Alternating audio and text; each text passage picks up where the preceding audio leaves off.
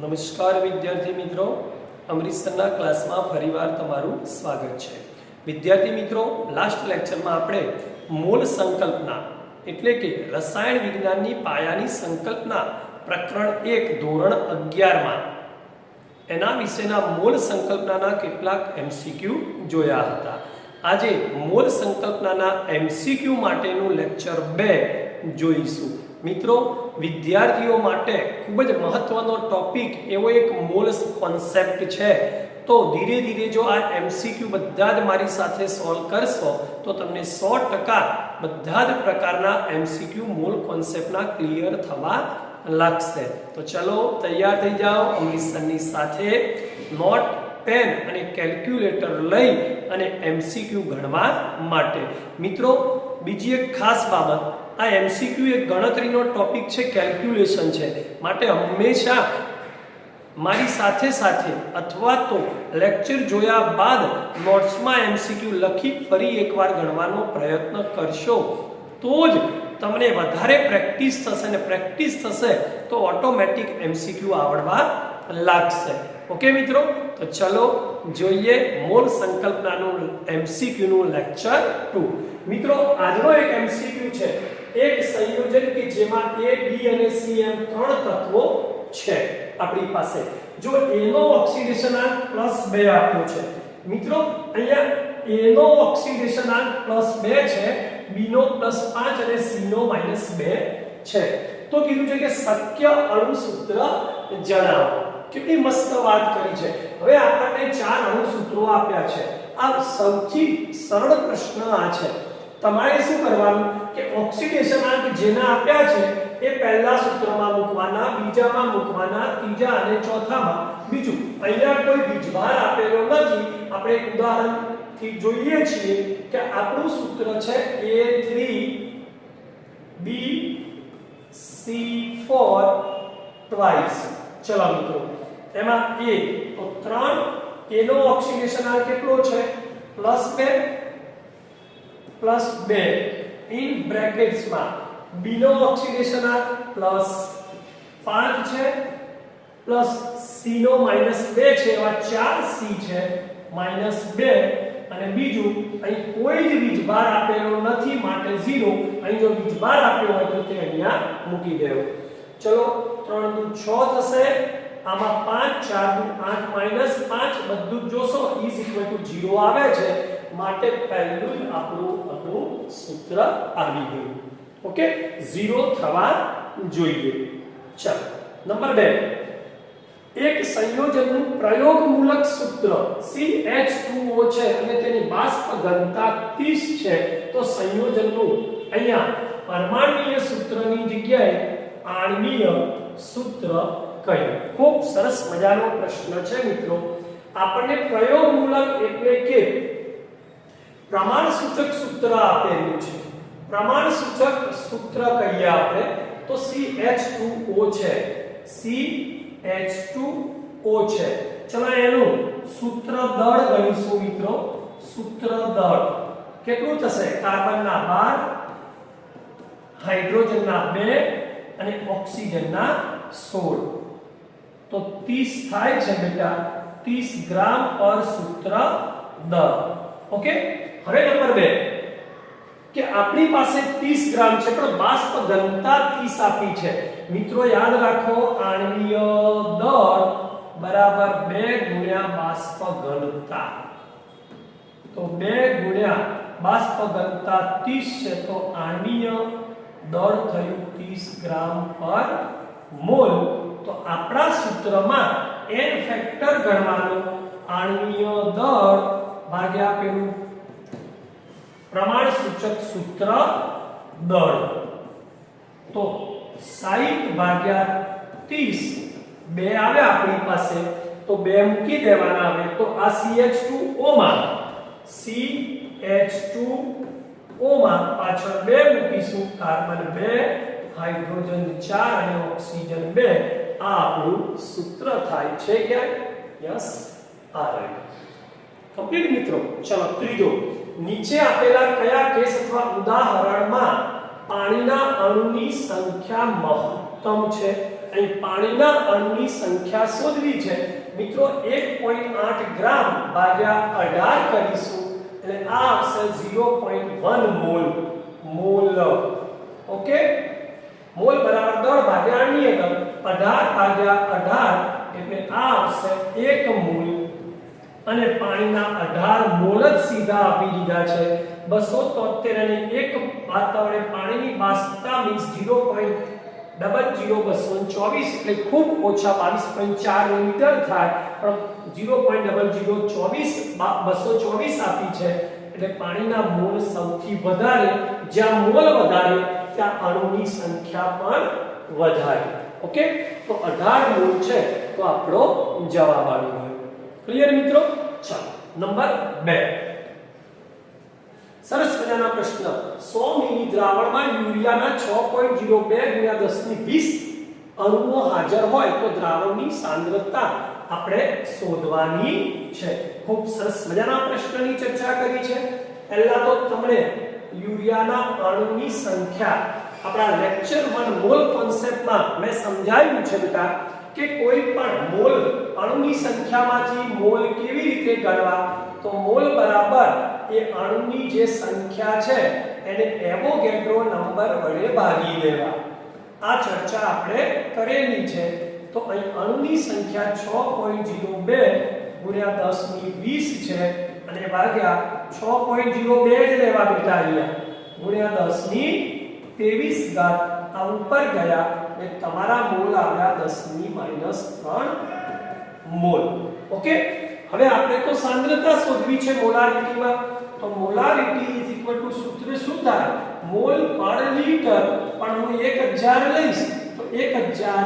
Mall એટલે દળ ભાગ્યા અણીય દળ જગ્યાએ મોલ અને કદ લિટર એટલે કે અહીંયા કદ 1000 ઉપર મૂક્યા એટલે મિલીમાં તો 1000 ગુણ્યા મોલ તમારા 10⁻³ ભાગ્યા કદ તમને આપ્યું છે 100 મિલી તો આ બે ગયા તો 0.01 મોલર સાંદ્રતા ક્યાં છે તો ડી આપણો જવાબ ક્લિયર મિત્રો ચલો નીચેનામાંથી શામાં અણુની સંખ્યા સૌથી વધુ છે ખૂબ સરસ મજાનો પ્રશ્ન છે અણુની સંખ્યા ક્યાં વધારે તો જો મિત્રો ગ્રામ આપ્યા છે તો આ 44 ભાગ્યા એનું આણ્વીય દળ તો 44 તો આ 1 મોલ થઈ ગયા નંબર 2 48 O3 છે 16 તરી 48 તો 48 ભાગ્યા 48 1 મોલ થઈ ગયા અહીં 8 છે 8 ગ્રામ ભાગ્યા H2 નું દળ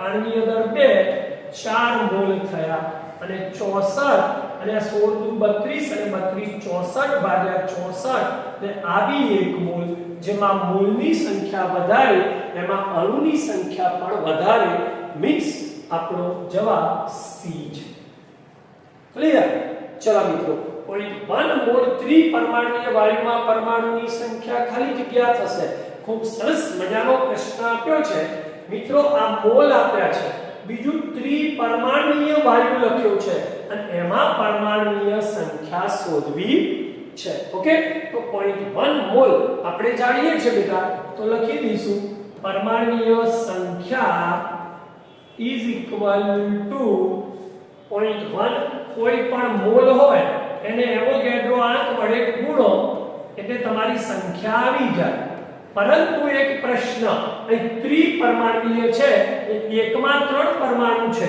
તો એને ગુણવા પડે 3 વડે તો 3 તો તમારું જે આવે એ 6 તરી 18 1.806 ગુણ્યા 10⁻23 આપણો જવાબ આ બીજો જવાબ જોઈ લીધો ઓકે મિત્રો બરાબર ધ્યાનથી ગણી લેશો અહીં 11 12 13 જોયા ચલો આગળ જોઈશું ખૂબ સરસ 10 ગ્રામ હાઇડ્રોજન અને 64 ગ્રામ ઓક્સિજનને સ્ટીલના વાસણમાં વિસ્ફોટ કરવામાં આવે તો આ પ્રક્રિયામાં ઉત્પન્ન થતા પાણીનો જથ્થો ખાલી જગ્યા મોલ થશે ખૂબ સરસ મજાનો પ્રશ્ન છે મારી સાથે સાથે ગણતા રહેશો મિત્રો તો જ આવડશે ખૂબ સરસ મજાનો પ્રશ્ન છે 10 ગ્રામ હાઇડ્રોજન અને 64 ગ્રામ ઓક્સિજન મિત્રો હાઇડ્રોજનની ઓક્સિજન સાથે પ્રક્રિયા કરીએ ત્યારે આપણે જાણીએ છીએ કે H2O મળે છે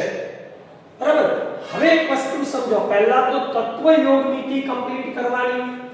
બે હાઇડ્રોજન બે ઓક્સિજન એક છે અહીં બે લીધા, બે ઓક્સિજન થઈ ગયા, આપણે ચાર હાઇડ્રોજન અહીંયા બે।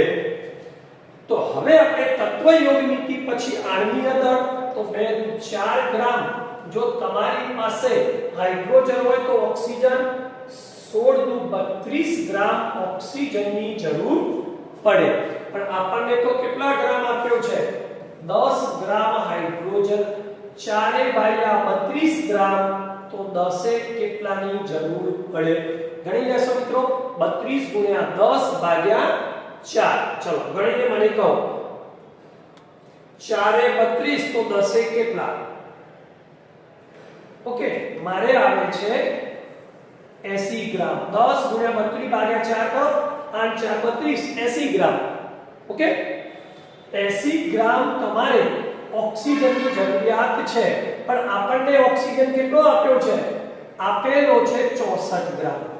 મિત્રો જરૂરિયાત કરતા ઓછો આપ્યો છે, સમજો અહીંયા જરૂરિયાત કરતા ઓછો છે, જરૂરિયાત 80 ગ્રામની છે, આપ્યો છે 64, એટલે આ LR થયો, લિમિટિંગ રિએજન્ટ, સીમિત પ્રક્રિયક।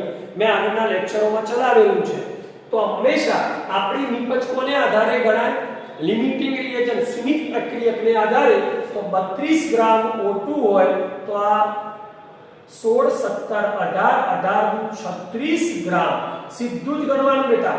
હવે LR 32 ગ્રામ અહીં લખી દઉં, ચલો 32 ગ્રામ O2 હોય તો 36 ગ્રામ તમને H2O મળે છે, પણ આપણો LR છે આ એટલે 64 ગ્રામ। જો તમારી પાસે O2 હોત તો કેટલા ગ્રામ તમને H2O મળે? તો ગણી લઈશું કેટલા ગ્રામ આવે છે મિત્રો? 36 32 અને 64 72 ગ્રામ આવે છે, 72 ગ્રામ આવે। પણ આપણને તો પાણીનો જથ્થો મોલમાં ગણવાનો કીધો છે પાછો। ઓકે, તો ગ્રામ ભાગ્યા એનું આણ્વીય દળ 18 વડે ભાગીશું એટલે આ દળ આવ્યું તો આના મોલ આવી જશે, આણ્વીય દળ વડે ભાગીશું તો શું થશે? 18 વડે ભાગ્યા એટલે 18 4 72, 4 મોલ આપણા પાણીના ઉત્પન્ન થશે। ખૂબ સરસ મજાનો એક્ઝામ્પલ છે, આપણે શાંતિથી જોઈ લઈશું। ઓકે મિત્રો, હવે એના પછી 15મો પ્રશ્ન બી ખૂબ સરસ છે બેટા, કે 1 લિટર પ્રોપેનના દહન માટે જરૂરી O2 નું અહીંયાથી ખાસ 0°C તાપમાને એક વાતાવરણ દબાણે એટલે આ ઓટોમેટિક STP બની ગયું, STP પરિસ્થિતિ થઈ ગયા। ઓકે, તો 1 લિટર પ્રોપેનના દહન માટે જરૂરી O2 નું કદ આપણે ગણવું છે। એક તો પ્રોપેનના દહનની પ્રક્રિયા લખવી પડે મિત્રો, C3H8 પ્લસ દહન હંમેશા O2 ની હાજરીમાં થાય તો આપણને CO2 અને H2O મળે। ઓકે, ચલો અહીંયા 3 છે તો અહીંયા 3CO2 લેવા પડે, ચલો 8 છે અહીંયા 4H2O લેવા પડે। તો ઓક્સિજન કેટલા થયા બેટા? 3 × 6 અને આ 4 10 છે, અહીંયા 2 છે, અહીંયા 5 લેવા પડે। સમીકરણ આપણું સંતુલિત થઈ ગયું। મેં તમને પહેલાય કીધું છે કોઈ પણ સમીકરણને હંમેશા સંતુલિત કરવું, તત્વ યોગ નીતિએ ગુણાંક લેવો હોય ત્યારે સંતુલિત કરવું જ પડે। હવે નંબર 2, આપણને કીધું 1 લિટર પ્રોપેન, આમ તો 1 મોલ એટલે 22.4 લિટર થાય, એ 5 × 22.4 લિટરની જરૂર પડે, એટલે કે 1 × 22.4 આટલા છે તો સીધું 1 લિટરે આના 5 લિટરની જરૂરિયાત પડે। તો O2 નું STP એ કદ કેટલા લિટર થશે? તો 5 લિટર। કમ્પ્લીટ। ચલો મિત્રો આગળ જોઈશું। આપણને 16મો પ્રશ્ન ખૂબ સરસ આપ્યો છે, 6.5 ગ્રામ PbO અને 3.2 ગ્રામ HCl વચ્ચેની પ્રક્રિયાથી કેટલા મોલ લેડ ક્લોરાઇડ મળશે? જો અહીંયા પ્રક્રિયા સમીકરણ આપેલ નથી તો આપણે પ્રક્રિયા સમીકરણને સમજવું પડશે। મિત્રો પ્રથમ તો પ્રક્રિયા સમીકરણ શું થશે તો PbO જે આપ્યું છે પ્લસ HCl તો મળે PbCl2 પ્લસ H2O. હવે સમીકરણને સંતુલિત કરીશું. ચલો કરીશું. H2 છે અહીંયા તો એમાં twice HCl Pb1 Cl2 થઈ ગયા. H2 અને O સમીકરણ સંતુલિત થઈ ગયું. PbO plus twice HCl તો PbCl2 plus H2O. Clear? Number 2 6.5 ગ્રામ PbO તો પહેલા PbO નું આણ્વીય દળ ગણીશું. મેં ગણ્યું છે 223.2 ગ્રામ. યાદ રાખશો 223.2 ગ્રામ PbO છે આપણો. HCl Cl નો 35.5 H નો 36.5 ગુણ્યા 2 એટલે આ થયો તમારો 73 ગ્રામ HCl. બરાબર ધ્યાન આપીશું. પણ તમને આપ્યો છે 6.5 ગ્રામ PbO. ત્યારે આ HCl પહેલા ગણવો પડે, પહેલા Lr ગણવો પડે તો જ નિપજો ગણી શકીએ. આપણે PbCl2 ગણવો છે. ઓકે, તો 223.2 ગ્રામ 73 તો 6.5 ગ્રામ કેટલા કરશો તો 2.2 ગ્રામ મારે આવે છે. ઓકે, આ ગુણાકાર અને ભાગાકારમાં આ ત્રિરાશિ છે બેટા 2.12 ગ્રામ આવે છે. પણ HCl કેટલો આપ્યો છે તમને 3.2 ગ્રામ આટલો આપેલો છે. 3.2 તમારે આની કમ્પેરિઝનમાં જરૂર છે 2.12. તો ભાઈ તમને આપેલો વધારે છે કે જરૂરી વધારે છે? આપેલો વધારે છે. સમજી લેજો, આપેલો વધારે છે તો તે જરૂરી છે. સમજો 2.12 ગ્રામ એની જગ્યાએ આપેલો છે 3.2 મીન્સ આ PbO તમારો Lr થયો. લિમિટિંગ રિએજન્ટ સીમિત પ્રક્રિયક. અને મેં તમને 1000 વખત કીધું છે કે લિમિટિંગ રિએજન્ટ થી જ નિપજોનું પ્રમાણ ગણાય. ઓકે, તો 223.2 ગ્રામ હોય ત્યારે PbCl નું આણ્વીય દળ ગણીશું તો મેં ગણેલું છે 278.2 ગ્રામ PbCl2. તો હવે આપણે 223.2 ગ્રામ PbO હોય ત્યારે 272 પોઈન્ટ ગણી લેશો. સોરી 278.2 ગ્રામ છે બેટા. 223.2 ગ્રામ એ 278.2 ગ્રામ તમને PbCl2 છે તો 6.5 ગ્રામ કેટલા લખી દઉં અહીંયા 223.2 ગ્રામે તમારો PbCl2 278.2 ગ્રામ તો 6.5 ગ્રામે કેટલું મિત્રો જવાબ શોધી જણાવશો કેટલો આવે છે 0.029 તો આપણો જવાબ આવી ગયો. ઓકે, ચલો 17મો પ્રશ્ન. નીચે આપેલામાંથી કયો એક પરમાણુની સંખ્યા મહત્તમ ધરાવતું હશે? કયું એક છે જે પરમાણુની મહત્તમ સંખ્યા ધરાવે છે? મિત્રો આ બાબતને ખાસ ધ્યાન આપીશું. કોઈ પણ ના લખી લેશો. આ પરમાણુની સંખ્યા ઇઝ ઇક્વલ ટુ આપણને જે ઘટક આપ્યો છે એનું દળ ભાગ્યા પરમાણુ હોય તો પરમાણુય દળ, અણુ હોય તો આણ્વીય દળ ગુણ્યા આપણો એવોગેડ્રો નંબર એને 6.022 ગુણ્યા 1023 ગુણ્યા એની પરમાણ્વીયતા એટોમિસિટી જેટલા નંબર હોય એ પરમાણ્વીયતા જેને આપણે એટોમિસિટી કહીશું. જેમ કે અહીંયા Ag1 છે તો 1 અને O2 છે તો પરમાણ્વીયતા 2 તો દરેકની પરમાણ્વીયતા ગણીશું. Li 1 ગ્રામ છે, પરમાણ્વીય દળ 7 છે. 1 ભાગ્યા Li માટે જો Li માટે પરમાણુની સંખ્યા ગણીશું મિત્રો શું થશે? ચલો તો દળ કેટલું આપ્યું? 1 ગ્રામ, પરમાણુય દળ 7 ગ્રામ ગુણ્યા એને તો એમના એમ જ રાખીશું અને ગુણ્યા પરમાણુયતા 1. આ રીતે દરેકને ગણી જેના પરમાણુની સંખ્યા મહત્તમ હોય એ જવાબ આપણે લખીશું. ચલો 17 માં જવાબ કયો આવે છે બેટા? ઓકે, તો આ 24 છે, 1 ગ્રામ જ છે, આ 1 ગ્રામ છે, 1 ગ્રામ. એટલે સમજો કે જેનો છેદ નાનો હોય અને જવાબ મોટો આવે એટલે એ આપણો જવાબ. ક્લિયર મિત્રો? ચલો બે પ્રશ્નો ખૂબ મજાના અને મહત્વના આપ્યા છે. 18મો પ્રશ્ન બરાબર રીડ કરીશું. વાયુમય અવસ્થા ધરાવતા હાઇડ્રોકાર્બનનું દહન કરતા 0.72 ગ્રામ પાણી અને 3.08 ગ્રામ CO2 મળે છે. તો વાયુમય હાઇડ્રોકાર્બનનું પહેલું તો પ્રમાણ સૂચક સૂત્ર શોધવાનું કહેલ છે. ખૂબ મજાનો પ્રશ્ન છે મિત્રો, યાદ રાખીશું આ પ્રશ્નને. ચલો પહેલું આપણને આપ્યો છે 0.72 ગ્રામ પાણી. તો પહેલા તો પાણીનું સૂત્ર થાય H2O. H2O માં 18 ગ્રામ પર મોલ એનું આણ્વીય દળ છે. ત્યારે આપણે ગણવાનું છે હાઇડ્રોકાર્બન એટલે કાર્બન અને હાઇડ્રોજન. તો 18 ગ્રામમાં 2 ગ્રામ હાઇડ્રોજન રહેલો છે. તો 0.72 ગ્રામ તમને આપેલો છે, એમાં કેટલા ગ્રામ ગણી લેશો? 18 એ 2 તો 0.72, મારી જવાબ આવે છે 0.08 ગ્રામ H હાઇડ્રોજન. ચલો ક્લિયર?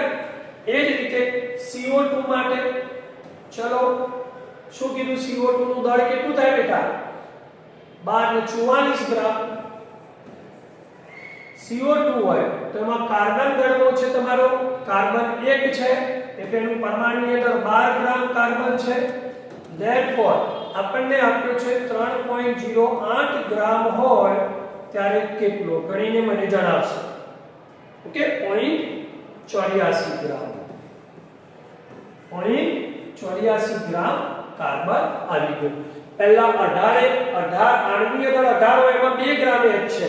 આનું આણ્વીય દળ 44 હોય એમાં કાર્બન 12 ગ્રામ છે. તો 0.72 એ કેટલો? પેલો 3.08 એ કેટલો ગણી લેવો. ખૂબ સરસ છે. હવે નંબર 2 બેટા, અહીંયા કાર્બન અને હાઇડ્રોજન તો ગણી લીધા. તો C અને H નું પ્રમાણ ગણવું છે. કાર્બન કેટલા આવ્યા મિત્રો? 0.84. હાઇડ્રોજન કેટલા આવ્યા મિત્રો? 0.08. તો 0.84 ભાગ્યા દળ એટલે 12 અને 0.08 ભાગ્યા 1 એટલે 12 સાથે ચાલશે 84 તો 0.07 જેમ આ 0.08 એટલે એપ્રોક્સિમેટલી 7 જેમ 8. તો કાર્બન 7 છે અને હાઇડ્રોજન 8 છે. તો આપણું પ્રમાણ સૂચક સૂત્ર C7H8 ક્યાં આપ્યું છે બેટા? યસ, તો C7H8. છેલ્લો પ્રશ્ન 3.6 મોલ પાણીમાં ઓક્સિજનનો જથ્થો. કેટલી મસ્ત વાત કરી છે ઓક્સિજનનો. જો ફરીથી એના એક પ્રશ્ન H2O બેટા કેટલા ગ્રામ હોય? 18 ગ્રામ. પણ 18 ગ્રામને મોલમાં રૂપાંતરણ કરો તો 1 મોલ તમારી પાસે H2O હોય. અહીંયા મોલમાં કીધું છે તો આપણે મોલમાં લેવાના. ઓક્સિજનનો જથ્થો ગ્રામમાં માંગ્યો છે તો ઓક્સિજન કેટલા થશે? O એટલે 16 ગ્રામ છે. 1 મોલ H2O માં 16 ગ્રામ ઓક્સિજન છે તો 3.6 મોલ H2O માં કેટલા? તો 16 ગુણ્યા 3.6. બધા જ મિત્રો કરશે તો આવશે 100 તરી 48 છે. ચલો કેટલો આવે છે? લગભગ 57.6 ગ્રામ. ક્લિયર મિત્રો? ઓક્સિજનનો જથ્થો. તો મિત્રો આજે આપણે મોલ સંકલ્પના પ્રકરણનું લેક્ચર 2 જોયું. જો વિડિયો ગમ્યો હોય તો લાઈક તો જરૂરથી કરશો મિત્રો. સાથે સાથે અન્ય મિત્રોને શેર કરશો અને સબસ્ક્રાઇબ કરશો. આ જ પ્રમાણે આપણે નીટ અને JEE માં પૂછાયેલા MCQ પણ આગળના લેક્ચરમાં જોઈશું. મિત્રો હજુ પણ ક્યાંકના ક્યાંક આપણે વધુને વધુ વિડિયો મૂકતા જઈશું અને તમને એ બાબત સમજાવતા જઈશું કે મોલ કોન્સેપ્ટ એક ખૂબ સરળ ટોપિક છે. તો તમે જેટલી પ્રેક્ટિસ કરશો મોલ કોન્સેપ્ટની એટલો જ સરળ ટોપિક બનશે તમારો. મળીએ નેક્સ્ટ ક્લાસમાં. ત્યાં સુધી અમરીશ સરને રજા આપશો. જય શ્રી કૃષ્ણ બેટા.